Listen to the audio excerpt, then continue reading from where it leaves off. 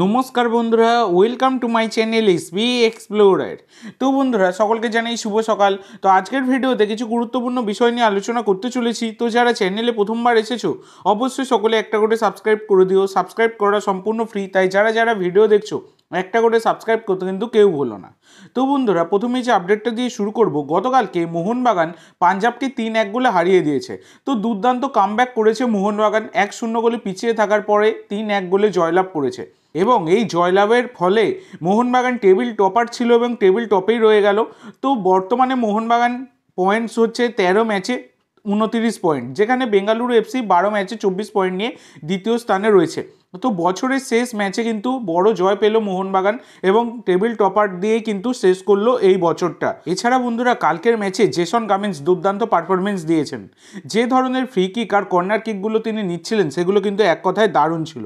এবার ব্যাপার হচ্ছে, কালকের ম্যাচে জয়লাভ করার পর মোহনবাগানের কোচ এবং প্লেয়াররা কিছু বার্তা দিয়েছেন। তো ফার্স্টে আলবার্টো রড্রিগেজ তিনি জোড়া গোল করেছেন।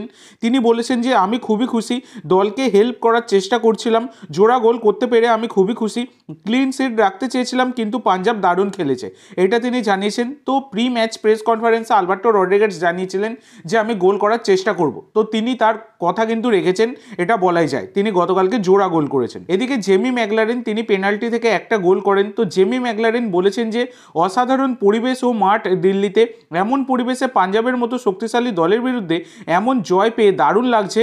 দলের জয়ের জন্য যে কোনো গোলই গুরুত্বপূর্ণ, তবে পাঞ্জাবের মতো দলকে হারানোটা বেশি কঠিন।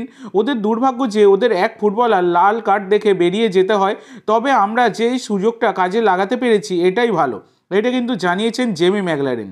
এছাড়া বন্ধুরা, দলের কোচ মলিনা তিনিও কিছু বড় বার্তা দিয়েছেন। তো মলিনা তিনি জানিয়েছেন যে আজ দলের খেলায় আমি খুশি, আগের ম্যাচে হেরে যাওয়ার পর জয়ে ফিরে আসাটা খুবই জরুরি ছিল। আমাদের দল একটা ভালো পারফরমেন্স দেখিয়ে জয়ে ফিরে আসতে পারাটায় আমি খুবই খুশি, এইটা মলিনা বলেছেন। এছাড়া আলবার্টোকে নিয়ে মলিনা বলেছেন, আলবার্টোর জন্য আমি সত্যিই খুশি।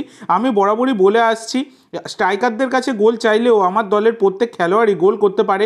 সম্ভবত আমাদের 10 জন খেলোয়াড় ইতিমধ্যে গোল পেয়েছে। আলবার্টো ছাড়াও সুভাশিস টম থাপা অনেকেই গোল পেয়েছে। ফুটবলে চোট সাসপেনশন হয়েই থাকে, কিন্তু সেসবে আমাদের দলে কোনো প্রভাব পড়ে না। মোহনবাগানের হয়ে যেই মাঠে নামে সেই লড়াই করে, ভালো খেলে দলকে জয় এনে দেওয়ার ক্ষমতা আছে সবারই। এই আত্মবিশ্বাসটাই আমাদের শক্তি, এটা কিন্তু মলিনা জানিয়েছেন। এছাড়া বন্ধুরা, এরপরে তোমাদের যেটা জানাবো সেটা হচ্ছে গতকালকের ম্যাচে অনেক কিন্তু রেফারির ভুলভাল ডিসিশন হয়েছে।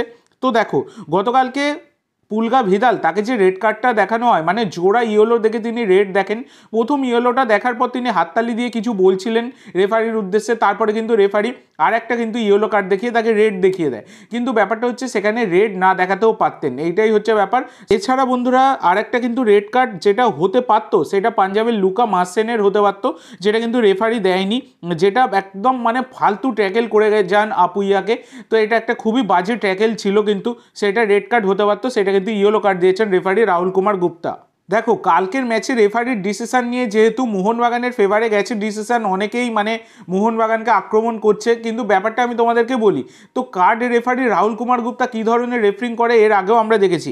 এর আগের বছর মুম্বাইয়ের সাথে মোহনবাগান ম্যাচে প্রচুর রেড কার্ড দেখিয়েছিলেন, তিনি প্রচুর রেড কার্ড দেখিয়ে পুরো খেলাটাকে জর্জরিত করে দিয়েছিলেন, সেটা বলাই যায়। তো কালকে যেমন পুলগা ভিদাল রেড কার্ডটা দেখলো, সেম রেড কার্ড কিন্তু গত সিজনে মোহনবাগানের সাথে মুম্বাই সিটির ম্যাচে লিস্টন কোলাসোকে দেখিয়েছিলেন রেফারি রাহুল কুমার গুপ্তা, এবং লিস্টন কোলাসো তিনি 4 ম্যাচের জন্য সাসপেন্ড হয়েছিলেন।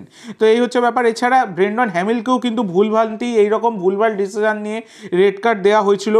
আর এদিকে পাঞ্জাব ম্যাচে তোমরা যদি দেখো, ডুরান্ট কাপে আর কি 23শে আগস্ট, সেখানেও কিন্তু এই আলবার্টো রড্রিগেজ তিনি একটা ক্লিয়ার ট্যাকেল করেছিলেন বলে, যেটা কিন্তু ভিনিত রায় পরে আলবার্টোর গায়ে ধাক্কা লেগে তিনি পড়ে যান এবং সেটা পেনাল্টি মোহনবাগানের এগেনস্টে যায়, সেইটা তোমরা দেখেছিলে ডুরান্ট কাপে। তো আর লুকা মার্সেন গতকালকে যেটা করেছে তার সেটাও কিন্তু রেড কার্ড হওয়া উচিত ছিল, সেটাও হয়নি। তো এই হচ্ছে ব্যাপার। তো রেফারির ডিসিশন যে শুধু মোহনবাগানের ফেভারে যায় এরকম কোনো ব্যাপার নয়, অন্যান্য দলগুলোর ফেভারে কিন্তু যথেষ্ট যায়, মোহনবাগানের এগেনস্টেই বেশি যায়।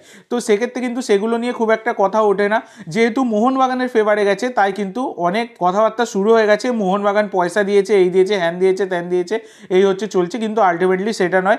রেফারিংয়ের জঘন্য ডিসিশনের জন্য প্রত্যেকটা দলকে সাফার করতে হয়, এই হচ্ছে ব্যাপার। এরপরে তোমাদের যে আপডেটটা দিতে চলেছি সেটা হচ্ছে মোহিতোষ রয়, 26 বছর বয়সী ভারতীয় অ্যাটাকিং মিডফিল্ডার, তিনি কিন্তু মোহামেডান এসসিতে ফিরলেন। তিনি রাজস্থান ইউনাইটেডের সাথে যুক্ত ছিলেন, আই লিগের ক্লাব রাজস্থান ইউনাইটেডের সাথে, সেখান থেকে তিনি কিন্তু আবার মোহামেডান এসসিতে ফিরে এলেন। এর আগে এই মোহিতোষ রয় তিনি কিন্তু ইস্ট বেঙ্গলের রিজার্ভ টিমেও খেলে গেছেন, মোহামেডানের দলেও খেলে গেছেন, তিনি কিন্তু বর্তমানে মোহামেডান দলে ফিরলেন। এটা কিন্তু একটা ভালো সাইনিং, সেটা বলাই যায়। তো আজকের জন্য এইটুকু বন্ধুরা, ভিডিওটি ভালো লাগলে অবশ্যই লাইক করো, শেয়ার করো, আমার চ্যানেলে প্রথমবার এসে থাকলে চ্যানেলটি সাবস্ক্রাইব করো, আর কমেন্ট করে জানাও ভিডিওটি কেমন লাগলো। ধন্যবাদ।